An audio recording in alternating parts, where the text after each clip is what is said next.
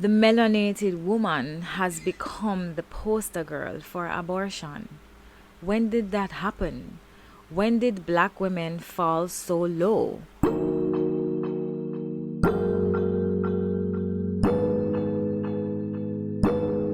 Greetings everyone, welcome back to my channel. I am Tifara, and today we're going to be talking about reproductive rights, aka abortion. White women seem to care more about the preservation of life than melanated women, than the woman who birthed all nations. There is something very wrong about that. The melanated woman has become the poster girl for abortion. When did that happen? When did black women fall so low?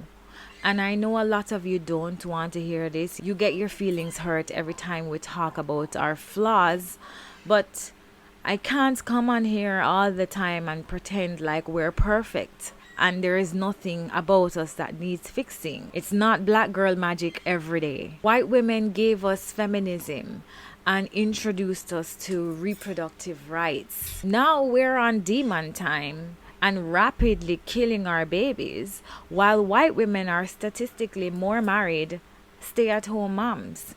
So tell me, what happened? What's wrong here with this picture? Reproductive rights was a big issue in the recent US elections. I've been wanting to talk about abortion for a while, and then this came up recently.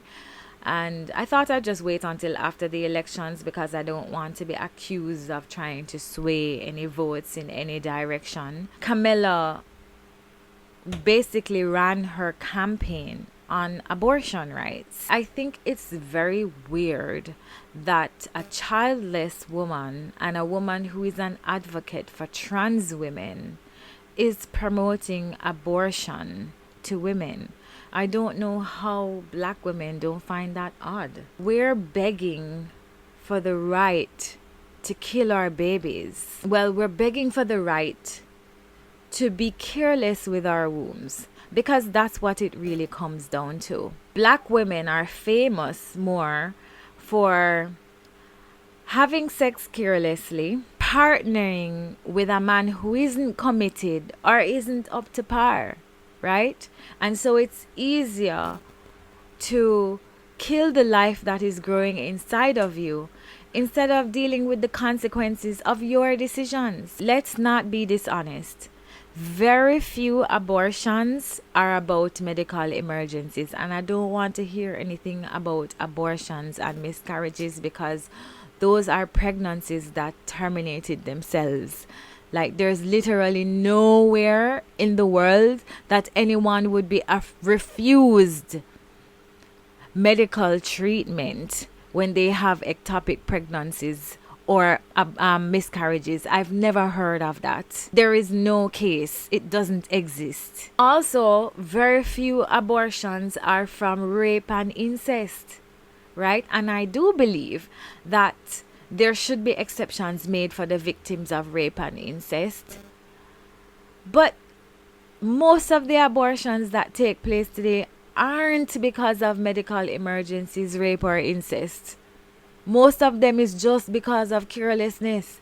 So we're fighting for the right to be careless. Obviously, I'm not for abortions. I'm very much against it. I think it's one of the most backward, destructive phenomenons in human history. I support laws that restrict abortion because I believe it is murder.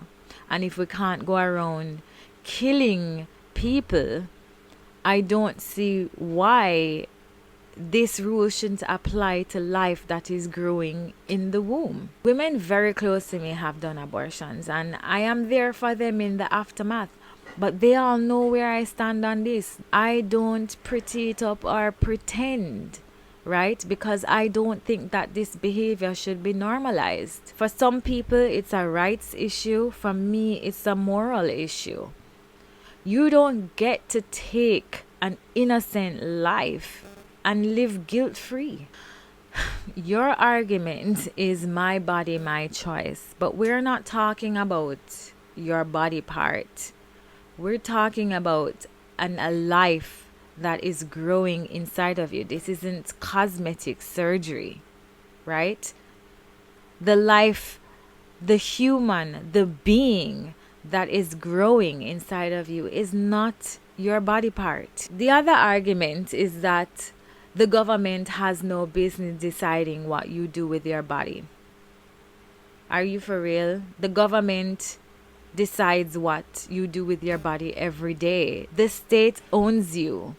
That's what your birth certificate means. You don't have a right to anything that the government doesn't decide that you have a right to. It has always been that way. The government, ever since the day that you were born, has been making decisions about your bodies. You have to get vaxxed before you leave those hospitals. There's no choice in that matter, right? And even in COVID, we didn't have a choice with the vaccines that they were pushing on us. They did everything to make sure that people went out and got those vaccines. They limited our access to things if we did not get vaccinated. And they also restricted our movements. And you all sat down and allowed that to happen. So believe me, the government will be coming with more restrictions to our bodies. I think that world governments have the wrong approach to this abortion issue, this argument for or against abortion. What the government needs to do is change the culture. That is the role of a government. That's one of the roles of a government, right? They have to encourage family. They have to encourage women to aspire to be wives again. They have to encourage men to aspire to take on the responsibility of a family again. The government created this issue by trying to push the culture in another direction. They have been trying to push the gay culture. Gayness should be something that is on the fringe, not something that is mainstream. That's not how you preserve life. That's crazy. So if the goal is to depopulate the earth, then yes, push abortions, push homosexuality. But to what end? I mean, are we really trying to destroy ourselves? One thing I know for sure is that the earth will always balance herself. And if there is a parasite that is affecting her balance, her health, she's gonna do what she needs to do to get rid of it. So I'm not even really too worried about this, because eventually earth will balance and get rid of us if she have to do that. Some people believe that there are other beings who are monitoring this earth and making sure that we don't destroy ourselves, so they will intervene at some point. That's what they say these alien sightings are about. Other beings coming and trying to protect us from self-destructing. We'll see.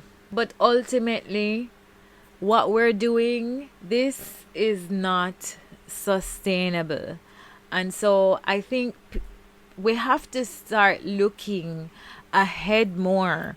We have to start looking at cultures that are prospering, cultures that are thriving, and figure out what their formula is, right? Look at the Chinese. What are they doing? Because they are definitely not as degenerate as we are, right? What they're doing is working. We need to go back, look back at what our ancestors were doing and try and copy that. This civilization it won't last.